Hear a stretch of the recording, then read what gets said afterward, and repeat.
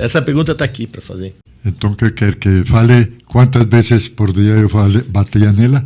Esses documentos, essa narrativa dele, está no inquérito, tem isso tudo, tem prova certinho? Esse, engraçado, Wagner, o que ele está falando é o seguinte, lá 2 policiais estiveram, ele fez reconhecimento de 2 assaltantes e os policiais disseram para ele, esses são 2 perigosos assaltantes e eles costumam assaltarem juntos. E mais, eram 2 assaltantes em alvos reconhecidos em alvos separados. Tá? Além disso, ele mencionou, inclusive no livro, várias vezes, ele repete que o policial, quando chegou, mencionou do buraco que existia no teto, que foi quando ele o primeiro que o policial falou. É a primeira coisa que o policial falou. Então isso está no processo e foi juntado, foi ouvido uma testemunha em juízo, essa pessoa que ele mencionou que estava lá, amigo dele, lá do trabalho, que ratificou tudo o que ele está falando, em depoimento, em plenário do júri. Ele confirmou todos esses fatos. Mas isso é importante, porque ele vai prosseguir agora, contando para vocês, o que aconteceu posterior a isso.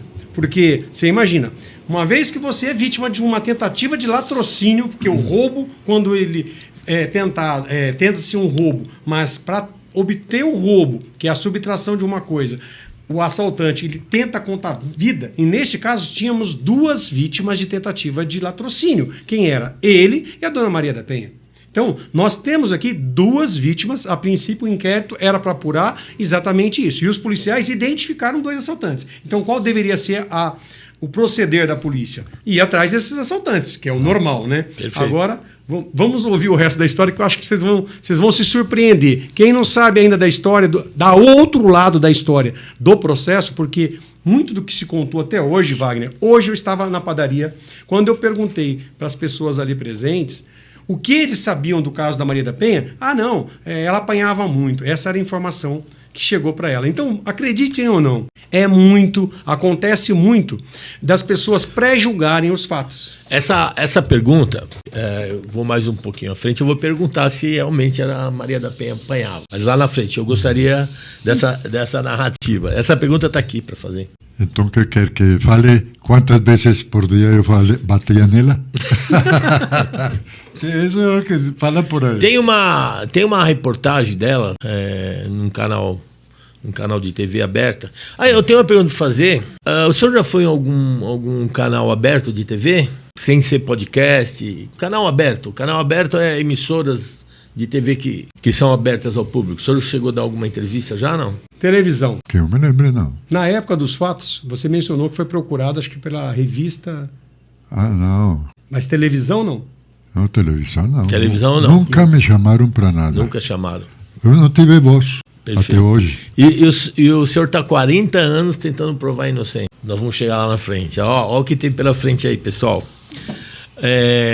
Eu estou curioso demais eu assim, imagino vocês também, para quando a gente se aprofundar um pouco mais nesse assunto, porque esse assunto é bom a gente pesquisar, é bom a gente saber. Estou aqui com o doutor Otacílio, que é responsável pela defesa.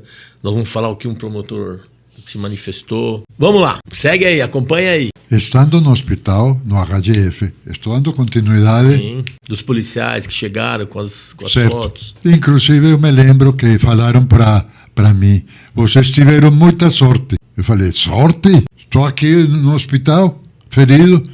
E disse, esses 2 malandros, Paulo Maravilha e o Clécio Onegão, matavam, ele não tinha problema para disparar. Não tinha piedade. Criança. Sem piedade. Eles estão vivos? Que eu acho que você está querendo saber. Eu respondo isso mais para frente. Ok. Se estão vivos ou não. Então, eles comentaram isso que marcou para mim, isso é que tiveram sorte. Explicaram por quê. Eles não tinham compaixão com criança, velho, mulher. Atrapalhou, bala nela, para eles poderem realizar seus malandros objetivos. Bom, então, eu vim a saber que Maria da Penha tinha sido baleada, eu estando internado no HGF. Ali que o senhor ficou sabendo? Porque eu perguntei para a enfermeira, isso foi no dia 1º, no mesmo dia. Minha esposa não tem vindo a me visitar, eu esperava que ela aparecesse. Disse, não, ela está internada na UTI. Falei, quê?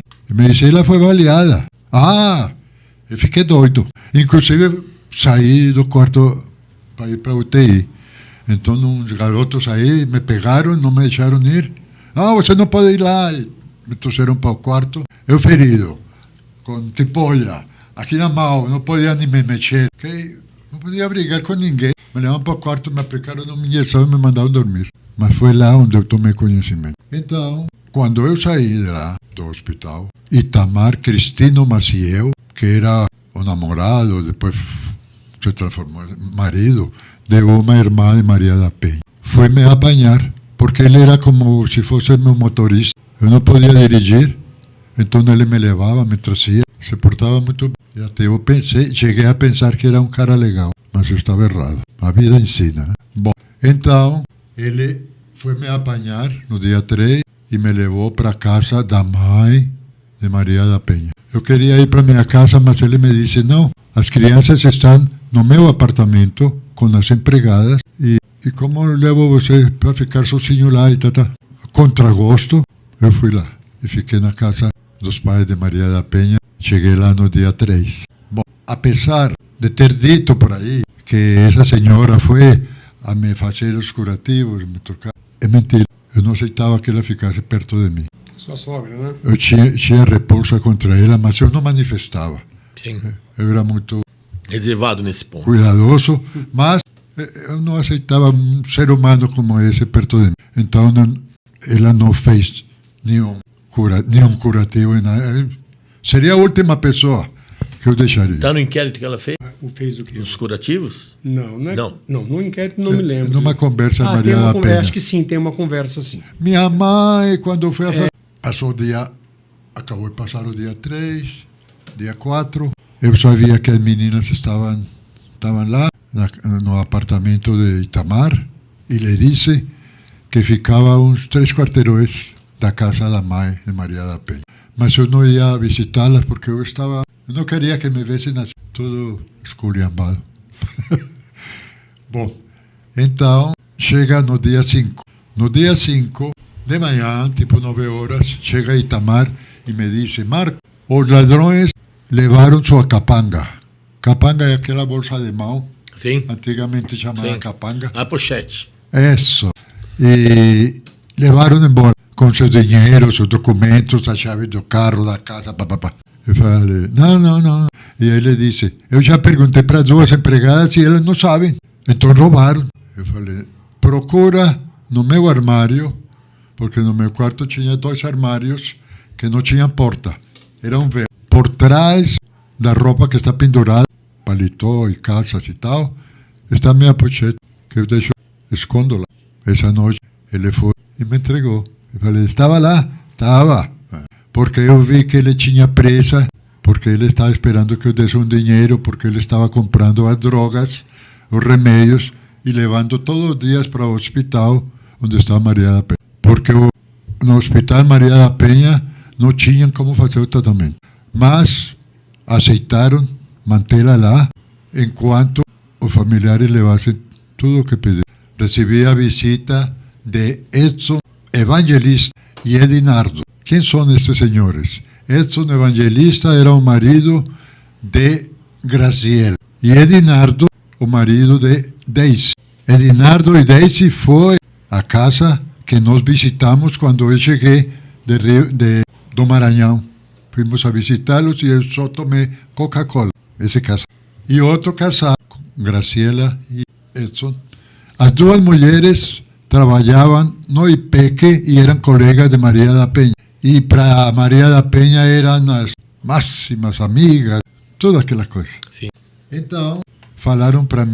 Eu pensava que eles eram meus amigos, mas foi o último dia da minha vida que eu, até hoje. Esse dia. Marco, temos uma coisa para conversar, mas vamos lá para fora para poder falar e tal. Fomos para a calçada.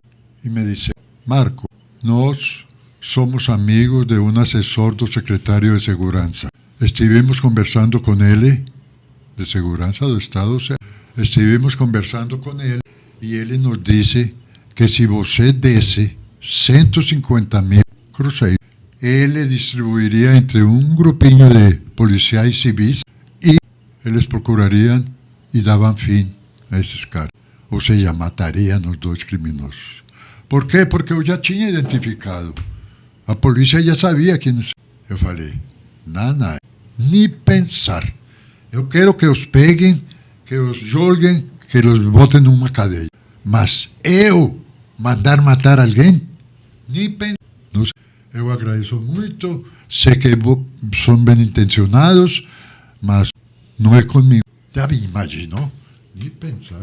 Então, tudo bem, foram embora. Nunca mais se soube. E é mais, isso não é nem falado no inquérito, nem de parte nenhuma. Eu imagino. Então, mas você se lembra que quando eu fui visitado, identifiquei em álbuns diferentes os dois malandros, porque eu estive com eles assim. Eu vi ele. Então, me disseram os mesmos policiais, este se chama Paulo Maravilha. Paulo, o apelido criminal aí, Maravilha. E o outro se chama Oclésio o Negão. Porque há um fato que se mantém escondido até hoje. Até hoje? Então, até hoje. Vai ser anunciado aqui? Por Maria da Penha. No nosso podcast? Maria da Penha esconde o fato de que ela, no dia 27 de outubro, abriu minha capanga, aquele poder, sim, e encontrou a carta de uma mulher. Sim. A pergunta estava aqui para fazer. Ó. Então... A pergunta está aqui. A carta.